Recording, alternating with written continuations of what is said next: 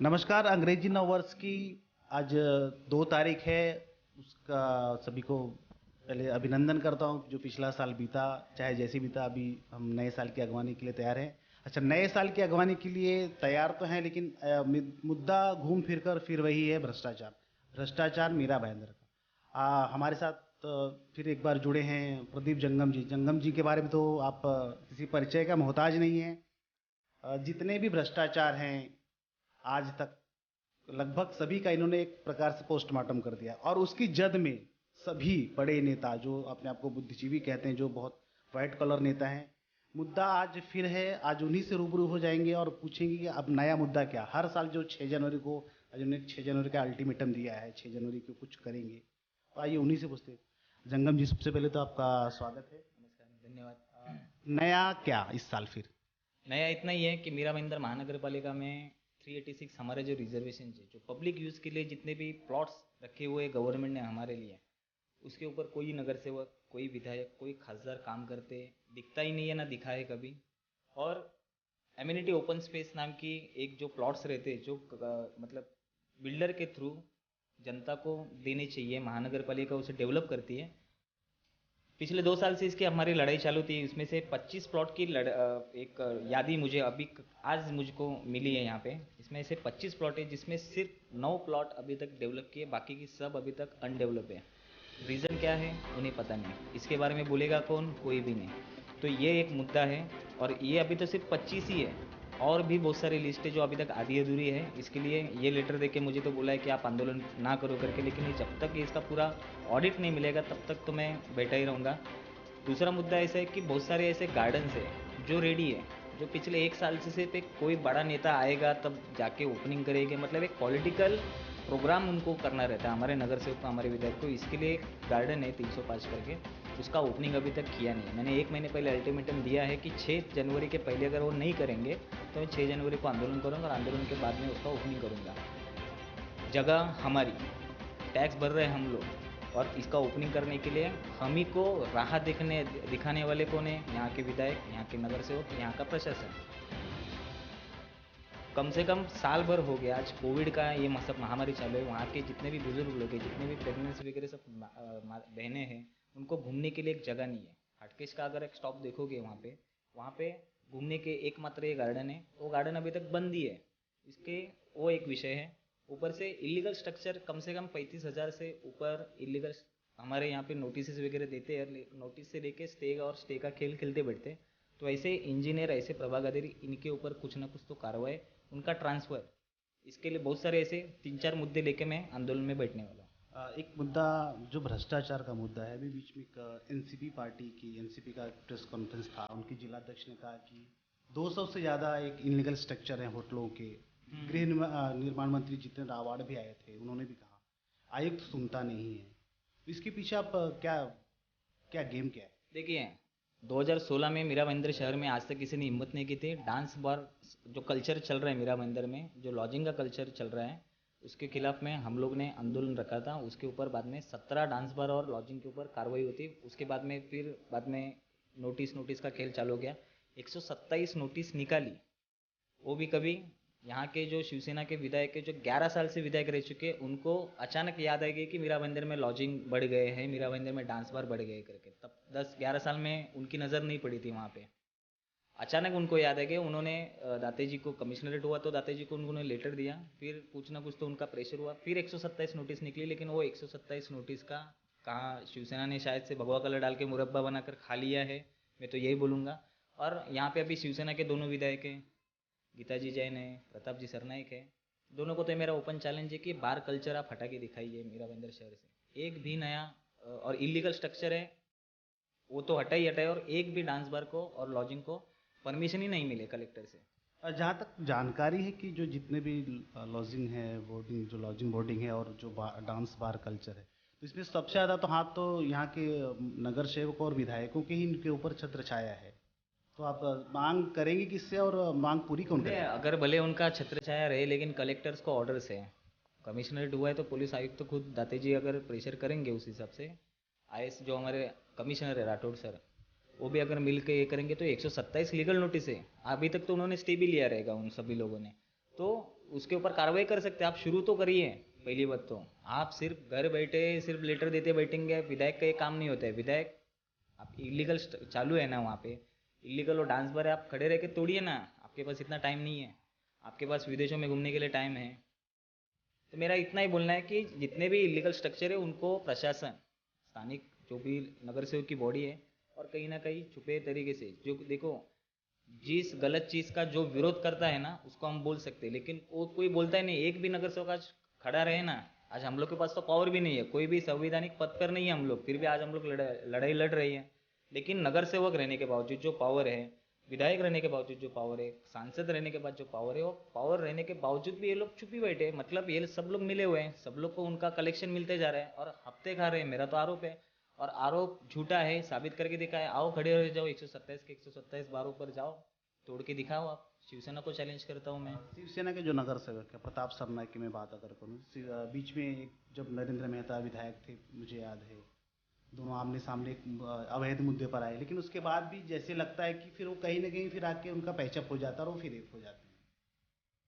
अभी दोनों के फ्रेंडशिप भी, तो फ्रेंडशिप के भी चर्चे ग्लोबली में है, नहीं ऐसे भी नहीं है, वो उनका लुकआउट है। लेकिन मेरा तो इतना ही है कि बोलना है कि भले 11 साल के बाद भी अगर प्रताप जी सरनाईक अगर जाग गए हैं तो सो ना जाए वापस से, आप जागिए वापस से। और 127 जो नोटिस से निकली है वो 127 के ऊपर आप काम करके दिखाइए। और मीरा भाईंदर के महिला वर्ग के, जिस महिला के सक्षमीकरण की बात करते हैं ना आप शिवसेना और जितने भी, और एक विधायक के हिसाब से जो स्टैम्प बैठा ना हमारे मीरा रोड की, मीरा भाईंदर की लेडीज लोगों के ऊपर, तमाम लेडीज लोग के ऊपर, ये बार कल्चर और लॉजिंग के हिसाब से आज कोई भी महिला, कोई भी मेरी माता बहन, कोई भी मुंबई में जाते हैं, टाउन में जाते हैं ना, कहाँ से रहते हैं तो मीरा रोड तो देखने लग जाते हैं। क्यों? क्योंकि हमारी बार इंडस्ट्री यहाँ पे उस नज़रिया से देखना चाहता है, और ये स्टैम्प मुझे हटाना है। और इसके लिए मैंने 2016 से मेरे लेटर चालू है, 127 जो नोटिस निकले उसमें भी मैंने आयुक्त को बोला है कि इसके ऊपर भी कार्रवाई करो, और जो कार्रवाई नहीं कर रहा है वैसे प्रभाकर देखो आप निलंबित करो, नहीं तो उनका ट्रांसफ़र कराओ, नहीं तो उनको घर पे बिठाओ। महिला सशक्तिकरण की बात अगर की जाए तो पहली महिला विधायिका गीता जैन जी, जो कि शिवसेना में भी हैं, तो 127 में से मुझे लगता है कि 70-80% जो नोटिसेस हैं वो उनके इलाके में ही हैं। तो आपको लगता है कि वो भी एक अच्छा कार्य इस पर कर सकते हैं?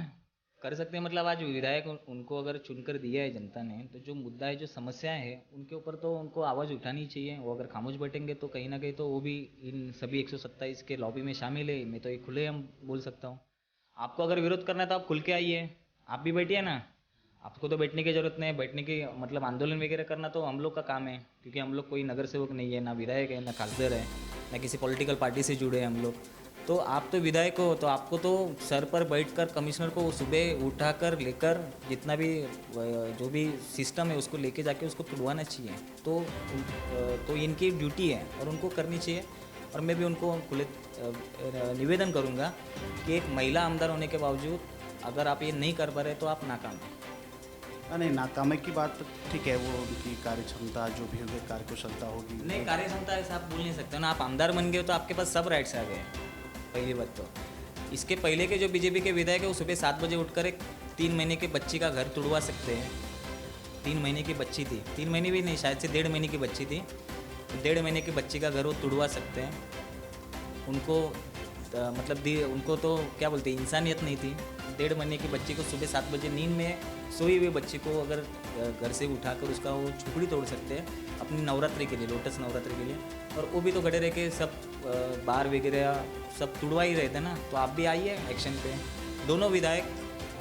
मतलब मैं ऐसा चैलेंज नहीं करता, मैं तो निवेदन करता हूँ कि इस मीरा भाईंदर शहर का भला हो। प्रताप जी सरनाईक को बोलता हूँ, गीता जी को बोलता हूँ कि 127 जो डांस बार का जो कल्चर है और जो लॉजिंग का कल्चर है ना, उसके ऊपर रास्ते पर उतरिए। सुबह 7 बजे नहीं उठते हो आप तो 10 बजे तो आइए, 12 बजे आइए, हम लोग इंतज़ार करेंगे। मूल मुद्दे पर फिर आते हैं जो एमिनिटीज़ की बात आपने उठाई कि 9 का आपने जानकारी के लिए 16 अभी भी बचे हैं, इसके अलावा और भी कई पेंटिंग रास्ते में हैं। तो ये जो 16 हैं अभी, तो आपको लगता क्या है कि कहाँ ये पेच फंसा कहाँ है? पेज फंसा ऐसा है ना कि कॉरपोरेशन बिल्डर से सिर्फ जगह ले लेती है, लेकिन वो डेवलप नहीं करती है।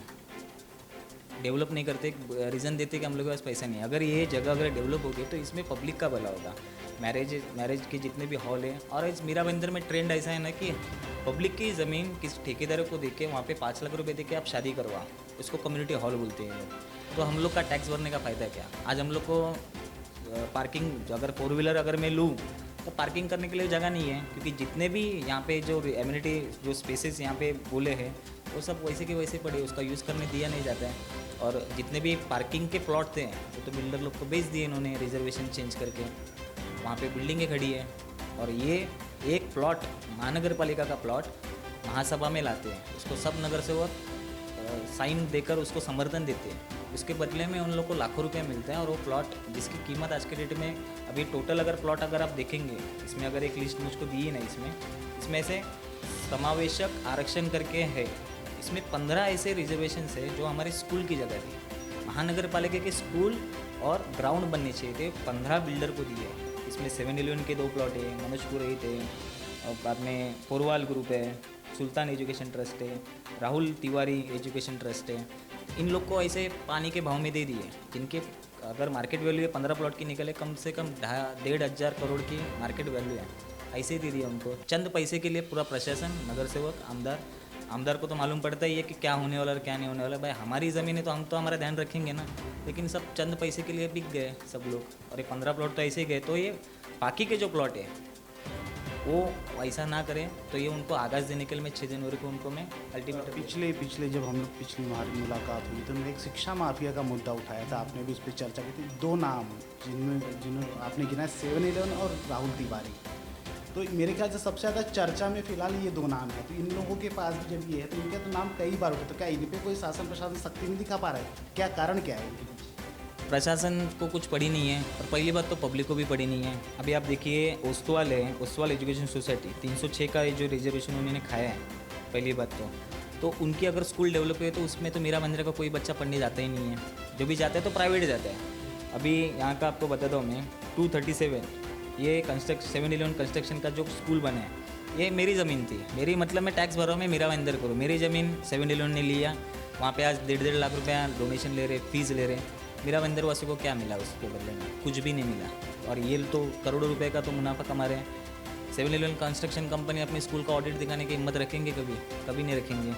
और हम लोग की तो तकरारें चालू रहती है, और हम लोग की तकरार कोई वैल्यू नहीं रहती है।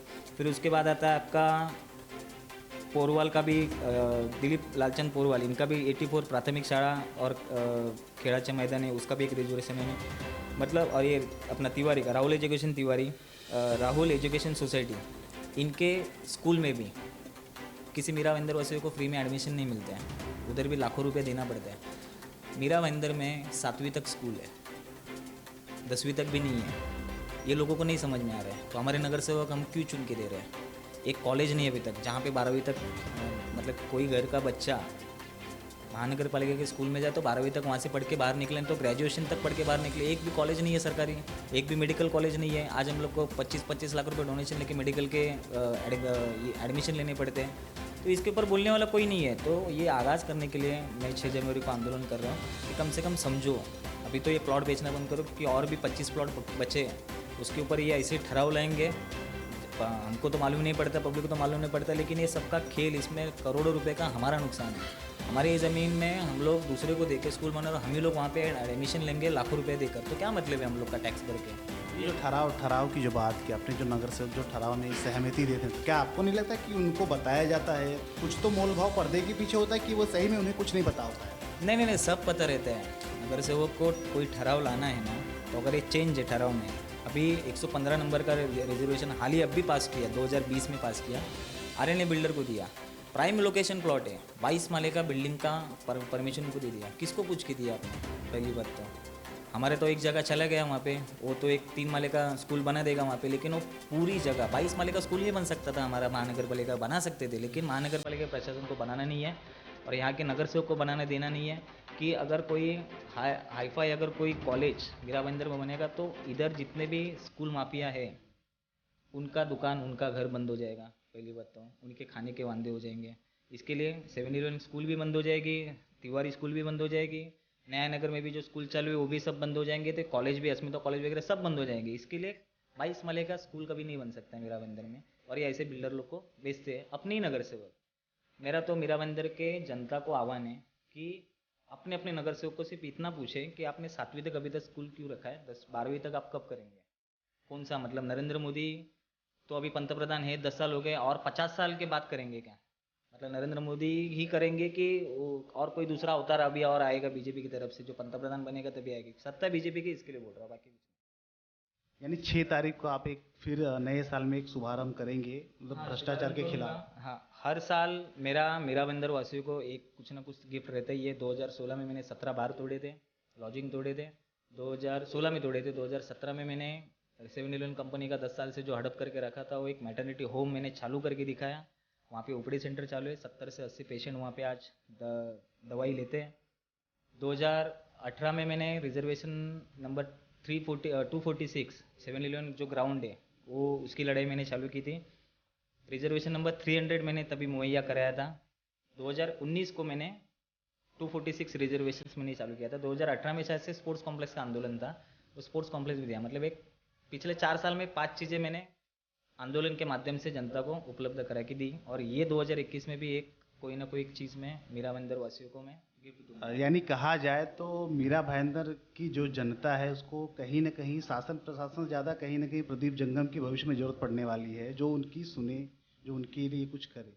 तो शासन प्रशासन है कहाँ फिर? ये फिर यही एक प्रश्न आता है कि विधायक सांसद नगर सेवक कहाँ है? विधायक सांसद नगर सेवक सिर्फ अपने परसेंटेज खाने के लिए है, घर में बैठकर फ्री में पगार खाने के लिए है, और जितने भी इलीगल स्ट्रक्चर है उनका हफ्ता खाने के लिए है, और बस बड़ी बड़ी बातें करने के लिए है, उतना ही बोलूँगा। और मैं एक अंकुश रखने में मैं कामयाब हो चुका हूँ भगवान के आशीर्वाद से और मीरा बंदर वासियों की जनता के प्यार से, कि आज किसी सत्ता में मैं नहीं हूँ, किसी पार्टी से रिलेटेड नहीं हूँ, कोई पद पर नहीं हूँ, लेकिन हर साल एक ना एक कोई चीज़, भले वो ग्राउंड हो, कम से कम 2 ग्राउंड मैंने दिए हैं। हॉस्पिटल एक का ओपनिंग मेरे हाथों से हुआ है, स्पोर्ट कॉम्प्लेक्स का ओपनिंग मेरे हाथों से हुआ, और ये 5वां 6वां भी मेरे हाथों से ही होने वाला है। कोई ना कोई तो मैं एक गार्डन है तो एक मैदान में ज़रूर दूंगा इसके माध्यम से। धन्यवाद। आज हमारे साथ में ये दिलीप जंगम थे। दुर्भाग्य देखिए मीरा भाईंदर शहरवासियों का कि शासन प्रशासन से ज़्यादा उनके लिए एक ये बंदा जो प्रदीप जंगम है, जिनके बारे में खैर कुछ कहा जाए तो एक प्रकार से सूरज को दिया दिखाने के समान ही होगा, जो एक हर साल अपनी जान जोखिम में डालकर कही है, जैसे वो एक आपकी बढ़िया लड़ाई लड़ता है, लेकिन उसके बाद भी शासन प्रशासन बेशर्मों की तरह चादर ओढ़ कर सोया हुआ है। उसे कुछ फर्क नहीं पड़ता कि जनता के सुख सुविधा के लिए जो बना हुआ है उसका भला उनका हो रहा है या नहीं हो रहा है।